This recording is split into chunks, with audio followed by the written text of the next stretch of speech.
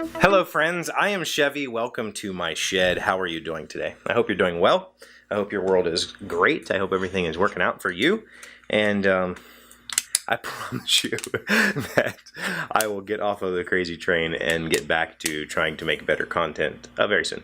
But for now, we're going to stay on the crazy train because I've been thinking a lot over the past couple of days about the series of events that led me to this point in time and where I am in my life and where I am in my career and all that sort of stuff. And the sort of sacrifices I've made, the decisions I've made, you know, bad or right or wrong, I've made them that have led me to this point. And I harbor guilt for some of those things, some of those decisions. But we'll start specifically with Jamie and the girls. And when Jamie and I first got together, I was a successful corporate kid working at a large car dealership for Mercedes and Chevrolet and Cadillac and that sort of stuff. And I was traveling, and you know, I was a manager at 22 or 23 and running a parts, and I thought, I'm awesome. Like, I'm already making what my dad used to make, you know, like I'm already doing well at 22 or 23. And then what I realized one day was that that job was not going to continue for me. And I had no marketable skills. I had no sellable skills. There was nothing to fall back on. I was a warehouseman. That's what I did in the Marine Corps. Prior to that, I worked at Burger King and I had a paper route. All right, so I knew nothing that was marketable to you know, be out there in the world. So I decided to abandon that post and become a assistant service manager for a different dealership. And there, management made some weird decisions with our pay to the point that it was no longer profitable for me to continue doing that job. And I offered to be a mechanic. And that was really the day that I decided that I was going to spend the rest of my life knowing that I would never be jobless. And that all started with the parts department job. Like, I knew that I had no sellable skills, and I was watching all these highly skilled workers make lots of decent money, and knowing that they'll never be without a job because nobody wants to do those jobs anymore. So I became a mechanic. It was not foreign to me. I grew up with a mechanic. You know, my father taught mechanics, and so it was a pretty easy transition for me. But I made significantly less money than I had in the previous years. And so that was really tough on us. But it put me in a place where I was confident that I would never be jobless because I became a master level certified technician. And, you know, it all worked out.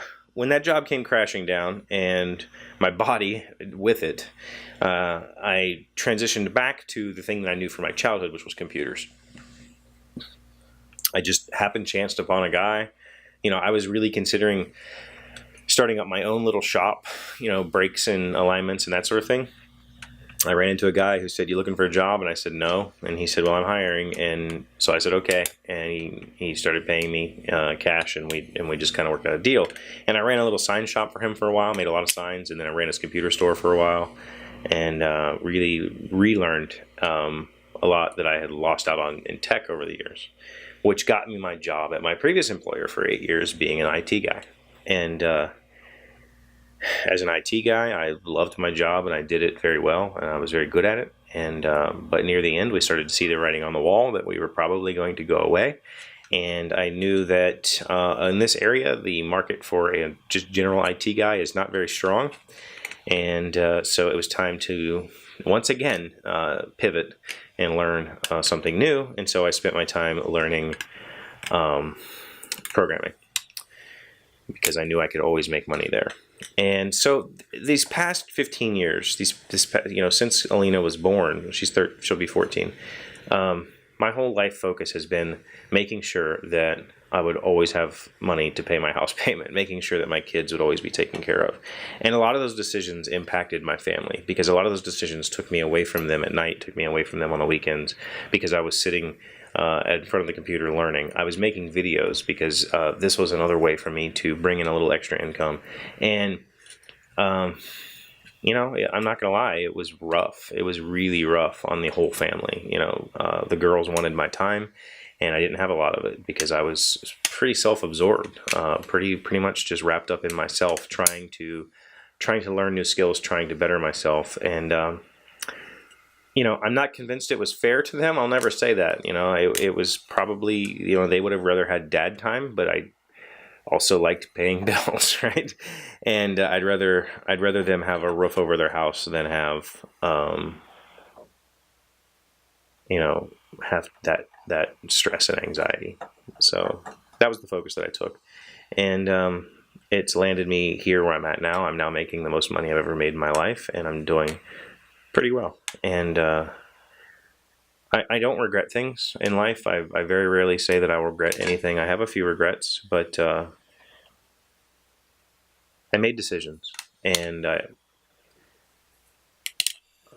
accept the fact that they were not always the best decisions, but I also am glad that I ended up where I ended up because of those decisions. I ended up here. I ended up doing a job that I absolutely love with people that I enjoy being with, and providing for my family. It's pretty powerful. So, tell me what you think about that. I'm sure that quite a few of you have gone through pivots in life, and I always look back at those things and question myself, but never regretfully. I always just want to know, what was in my head at that point in time? Why did I make that decision? I'd love to know why you made your decision in the comments. Thank you for being here, as always. Thank you for liking, commenting, subscribing, and being just really amazing friends. And I will see you tomorrow. Hey, Doc, wait! I want to ask you something. Today's random fact comes from Wikipedia. What is your tongue attached to? The hyoid is anchored by muscles from the anterior, posterior, and inferior directions and aids in tongue movement and swallowing. The hyoid bone provides attachment to the muscles of the floor of the mouth and the tongue above, the larynx below, and the epiglottis and pharynx behind. So the hyoid bone.